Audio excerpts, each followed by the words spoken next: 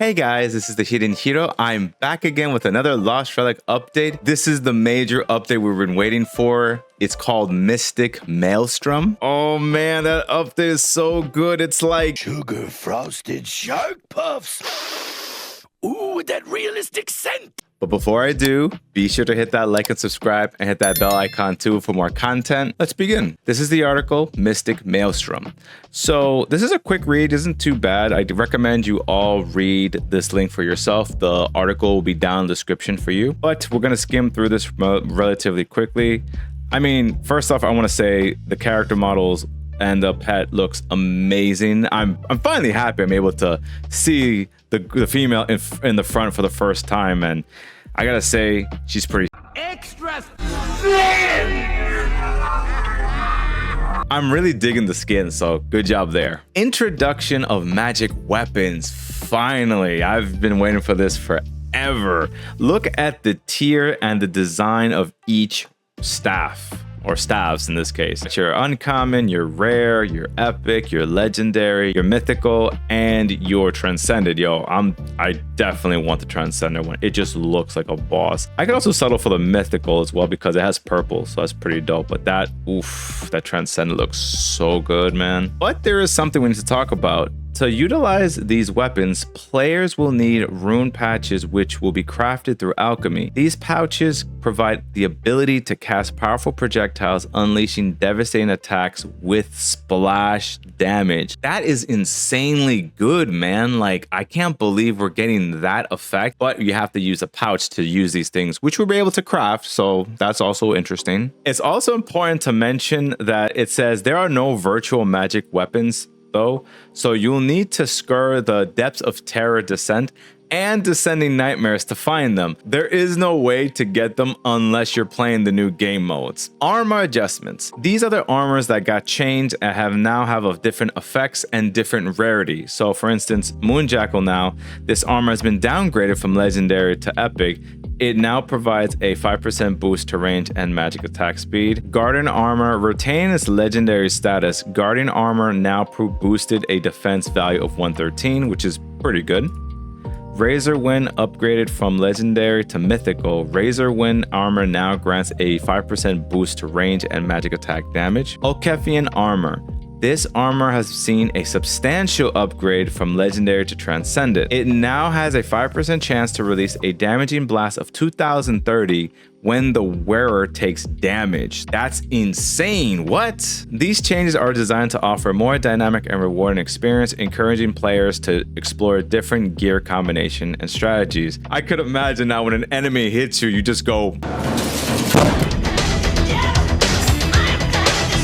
I love the idea of these new armor effects. However, I'm not sure if he changed the armors to be only destructibles, but if they still have like a 5% or 3% chance of breaking, those armor pieces are not going to be played that much in my honest opinion. Some players just don't like the idea of having their armors break unless it's on death, like the Doomerak armor. Descending Nightmares and a new challenge awaits. So this is the thing we've been waiting for months now. Descending Nightmares and Terror Descent are now exclusive sources for a spellbinding powder, hides, runes, and more importantly, magic weapons. I think that's gonna boost the price of those items because man, it's gonna go crazy. Additionally, there is a weekly Nightmare Vault available only in Descending Nightmares that offers unique rewards to those who can conquer the mode. I could imagine it's gonna be insanely difficult, but I know one guy who'll get it done on launch. Terror Descent, a free version for all. What's interesting about this mode is that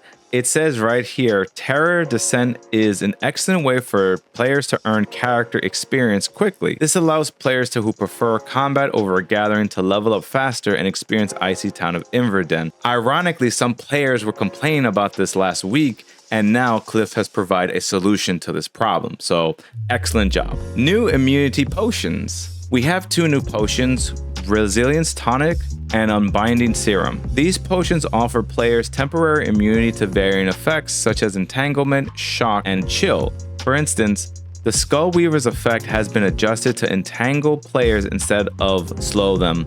and these potions can help you break free even faster. So that's crazy because that means that these potions will be essentially important when it comes to spiders now. Be very careful of those guys now. We have 2 new gilded items. We have the Gilded Aether Conduit and the Gilded Oracle that's available at the Royal Exchange that you can buy. Celebrating community winners, congratulations to the top 3 winners who are the first players to receive our new collectible magic staffs, Astro Dream, Stellar Core, and Hurricane Vortex. The way how these players were able to achieve these items was they were able to help build the bridge to Inverden, and there was a leaderboard showing who were the top 3 players that donated the most Aetherwood. Top 10 players received a legendary morph called Starfang, and along with the shiny title, legendary shiny title, Arch Sentinel.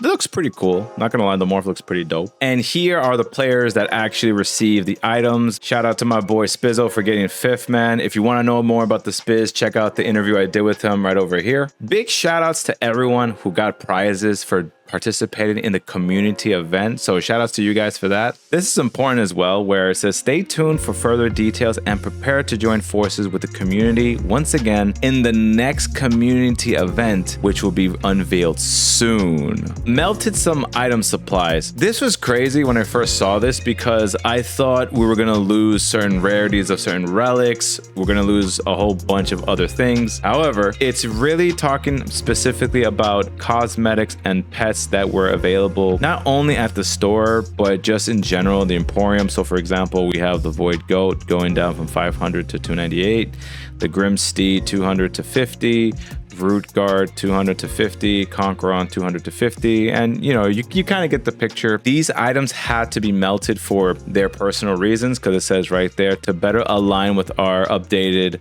philosophy on limited supply items. We've melted supply of several items to ensure consistency and balance across our inventory. Additional updates. So adjusted Westfield, Lyris, Orkir, Shoreway, and Odinspire monsters population cap. Be mindful, everyone now. Be careful that the monster cap has changed. Added support for multiple quests active at the same time. Thank you. Fix minimap rendering issues. Please, I need that map to be fixed, bro. That map has been janky like Swiss cheese, man. Fix an ability to roll through sulk webs. That's good. Added filter pills to filter pane so that you can easily see active filters, and even if the filter that list that is long. Updated item filters to allow you to expand and contract sub items. Updated market value graph to use a bar graph instead of a line graph. Cool. Added new multi-sort option to stash, marketplace, and encyclopedia. Updated sunken treasure trove contents. That's going to be cool. Change guardian to spawn at the same time as the exit portal can open. That's going to be crazy because now you have an option to leave if you don't want to actually fight the boss. You can still leave if you don't want to fight the boss. Changed it so that gathering is no longer auto canceled when we take damage. That's good because it's always annoying when I get hit in the back of the head, you know, and I'm trying to gather something. Changed it so that equipping armor at max health energy gives you those new stats full too without requiring you to wait to recharge. This includes items like Legion's Fall. Thank you so much, Cliff. I really needed this change to Legion's Fall. Thank you. Frostfire fungus has started to grow on trees and is much more common than it was before. An arrow can now travel through at least one destructible object and continue on its path. If you control plus click a weapon to equip it from your stash and it has ammo, the ammo will be automatically equipped. I can automatically equip my bow and the quiver should automatically go onto it, which is very helpful. Change resistance potion to unbinding serum, Dale slate to leather to tide collar trident, and Dale indigo leather to coral encrusted anchor. Updated flopper, barbetta, and star shark values. Move rarity filter into filter list for windows such as Emporium, Encyclopedia, and Stash. Fix when players roll through something, it causes them to slingshot back. Now you just roll on spot. Added all weapon types to filter and stash, etc. Relics items with effects are now known as artifacts. Relics now refers to all collectible items in Lost Relics. I'm not sure why he changed that to artifacts, but he has his reasons, but I think that's an interesting change. maybe that's something to think about maybe in the future going forward. I am so pumped about this update. It's crazy how many changes we're getting. I have yet to test these new game modes, but I can't wait to try them as soon as I get the chance. Overall, I really enjoyed this article. So that's the video, guys. Thank you so much for watching. Be sure to hit that like and subscribe and hit that bell icon too for more content. And I'll see you guys next time with another video. And never forget to follow your arrow. Take care.